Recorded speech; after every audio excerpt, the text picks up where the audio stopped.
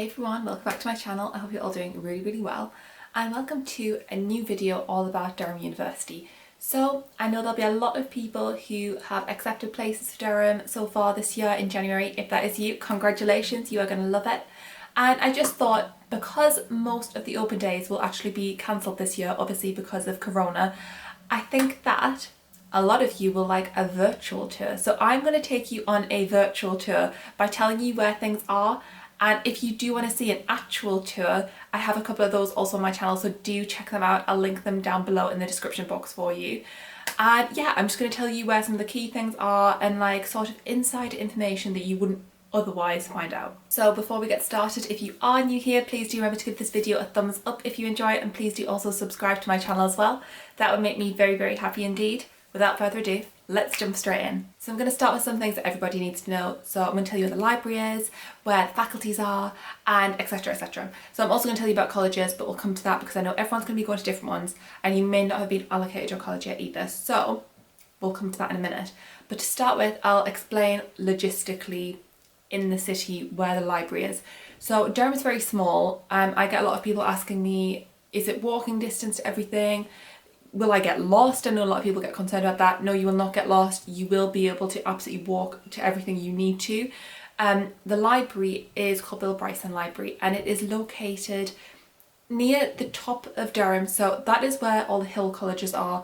And those colleges are ones like St Mary's, which was my personal college, Trevelyan College is up there, Collingwood, Grey College, to name a few. And there's also a new college up there as well, so you may have been allocated that. And if you're going to be self-catered, Josephine Butler is also on the hill.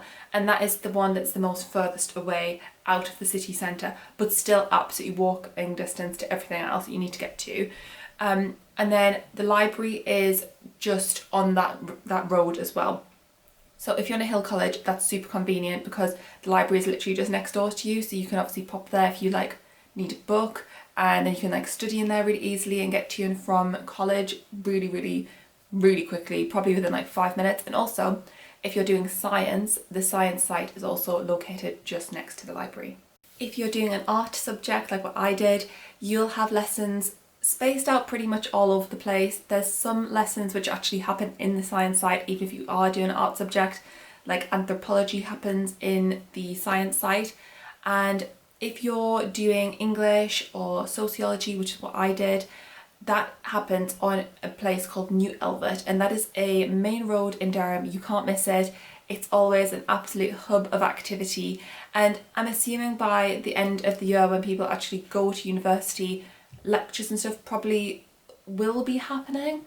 I mean, we'll have to wait and see, but on like a normal year, that's where all the lectures in person happen.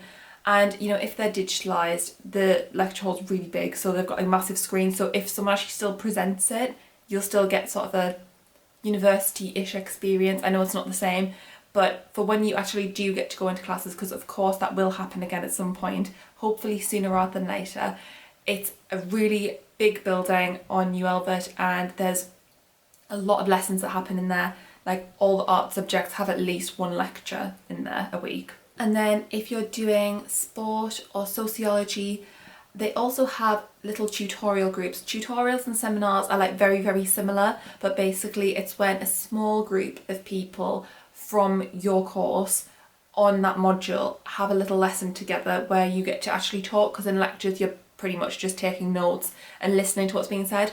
Those particular lessons for some of the art subjects happen in a place called Old Elvert, which is just off from New Elvert, and from the hill colleges I would say it would take about 20 minutes to walk there, so not a long time at all really, as long as you give yourself enough time.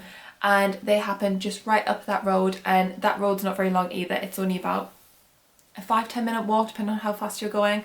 And it's also really well situated and equidistant to Hillbead, so there's like little sort of secret passages that you can kind of use from Hillbead to get like a shortcut to Old Elvert, so that's very convenient. And of course, as soon as that you come to Durham, you'll start to like realise all this kind of stuff for yourself as well. Like you'll realise the shortcuts you can take to sort of save yourself 5 minutes here and there, and they'll become like your sort of main walking routes to your lessons. So just a little tip for you. You'll discover so much in Durham. There's so many like little hidden streets and stuff. You will really love it. It is very oldie worldy. It's kind of a little bit like York, but I feel as though it's a little bit smaller. So if you like an old-fashioned city, you'll definitely love Durham. So now I'm going to tell you a little bit about the city centre of Durham, and it has actually changed a lot over the last 6 to 12 months. A lot of things have closed, a lot of things opened at the start of 2020, but then obviously the pandemic made a lot of things like not operational anymore. So a lot of shops actually that used to be there that were the main shops aren't actually there anymore. So when you first walk into the city centre, you'll be greeted by a really big Waterstones, which I know loads of people will be so pleased about. And there's also a university outfitters shop where you can buy like hoodies and stuff that are for Durham University. And then there's the road that leads up to the cathedral, and on that road there are also some other colleges. So I know if you actually came for a tour of Durham you'd see this yourself, but I'm going to try and explain this as best as I can. And like I was saying, definitely do check out my 6 a.m. tour of Durham University if you're interested in a real tour, because I really did take everyone around everywhere and really show you the main things you need to know. And I feel like that video will give you a really good sense of like logistically where things are. But if I explain it in words, basically the main part of the city would be, so you walk up and there's like a Subway sandwich, and then if you take a left you go up to the cathedral, and up there that's where colleges like St Chad's, St John's, Hatfield, they're all up there. And then on the other side if you take a right, that's where you'd go and do like your shopping, for example like when you're going to Tesco. So there's a big Tesco in the centre of Durham, and basically that's just where you'd go to get like whatever you need, you know, crisps, lunch, milk for tea, because oh my goodness, tea is essential. I know everything else at university will be catered in the first year, but you've got to make sure you have your tea. That is literally something that I literally couldn't live without, so highly recommend that. But yeah, so basically the city centre, there's like a market square, and then they've got like an indoor market, which was like really nice when everyone could go shopping and stuff. I really miss shopping, I don't know if you can tell. And then there's a Boots, which sells like all the Boots stuff. And then there's like a little outdoor, I want to say like a shopping complex. It's got lots of sort of clothing shops and like beauty shops around there. So there's like a Sally Beauty, there's an Accessorize. You can get into Boots in 2 different ways. So you can get in the main entrance, and there's like another one in the precinct itself. And there's like a Clark's. So there's like lots of different shops and stuff around there. And then as you like leave that section and walk into further into the city centre, there was a big Topshop which everyone used to go to. It was just like so popular, but obviously Topshop isn't a thing anymore really, so at least not in-person shops, so that isn't there anymore. But they do have like a Barber's, so if you need to get a haircut, like there's quite a few of those actually dotted around, and they've opened like some really nice ones as well, so there's plenty to choose from on like the beauty side of things, for like hairstyling, hairdressing. Then as you go through the city, that's where you'd start going towards, there's another shopping centre which is actually currently under development. So before Corona, there was this shopping centre that was kind of being built, and it was coming together really nicely, but I think it got paused because of like everything that was happening and people not actually being able to go shopping as much either. But in there they've got lots of shops from when I walked through it about a year and a half ago, and they have like a Savers, they have a pound shop, they've got like little ones like that in there. And then if you go past that section, then you're going on to a place called North Road, which is where some of the bars and clubs are. And also when you go through North Road, you then go up to a place called the Viaduct, which is near the train station, also where a lot of people choose to move in their 2nd and 3rd year, because it's a little bit further away from the city centre, and it means the house prices are a little bit more reasonable. Hidden up in North Road as well, just past the main section of it, there is actually a yoga and Pilates studio. So if you're into your yoga and Pilates, the Yoga Society actually runs some really good classes that are held there. So I'd recommend that because they do all this mood lighting and it makes it really relaxing. So that's also really good and kind of like a hidden gem. I feel like that's the kind of place that you wouldn't otherwise know about because it's not university owned, but it is like a really good facility that the city has. So on North Road there is the bus station, so if you're running late for a lecture you can just hop on the bus and it'll take you through the main section of the city, and then you'll be able to just get off where your lecture is. You don't actually have to walk everywhere, it's not like enforced. And also I know a lot of people like cycle around Durham. Personally, I wouldn't recommend cycling around Durham because everything is so easy to walk to. So from the library, there is a bar and coffee shop called Whitechurch. And if you take a right there and then keep on going down the road and just follow it all the way down the bank, there is Maiden Castle, and that's where all of the sports happen. So if you do like a university-wide sport, that's where you will go to do that sport. So if you do college sports, they actually run those within the colleges themselves most of the time. So you won't have to go as further afield as Maiden Castle to actually do those. So I know Mary's had a dance group, they had football, rugby, rowing even, they had so many. So even if you're at a small college, you'll still have a lot of sports that you can try out that are for just people at your college. But if you are semi-pro, then you'll be able to do the ones for the university itself.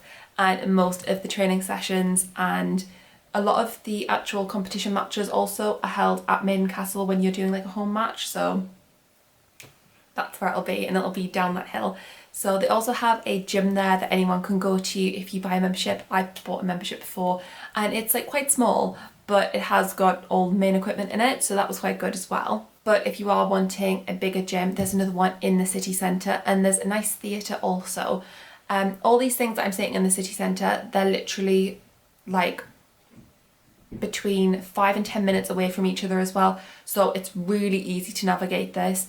Of course, Durham is famous for its really beautiful cathedral, and Palace Green itself has a lot of buildings surrounding it, and a lot of lessons and lectures and tutorials actually do happen there also. It's not just for specific subjects, it's because there are lots of rooms there and there's sort of spare rooms. So basically, regardless of like what subject you do, you may actually end up having lessons around Palace Green, and they might not be ones that happen every couple of weeks. They might just be a one-off where you have a lesson there, but it's quite nice because they're so oldie-worldy and the rooms are really beautiful, some of them, and some exams actually happen in there as well.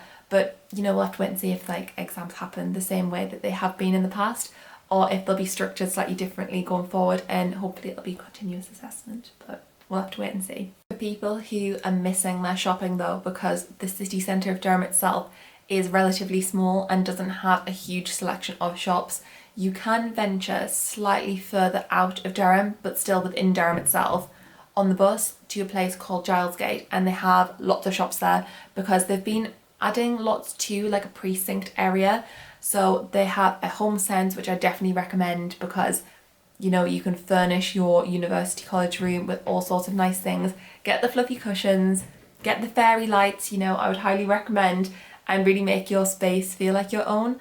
And there they also have a big Tesco as well, and there's just a lot more variety there, and I believe there's some clothes shops. Yeah, there are some clothes shops. It's been so long since I've been into a shop that I'm forgetting what is in Gilesgate, but there are lots of clothes shops there as well, and there's just lots to see and lots to get to know about the city, and also just lots of new things without having to go too further afield.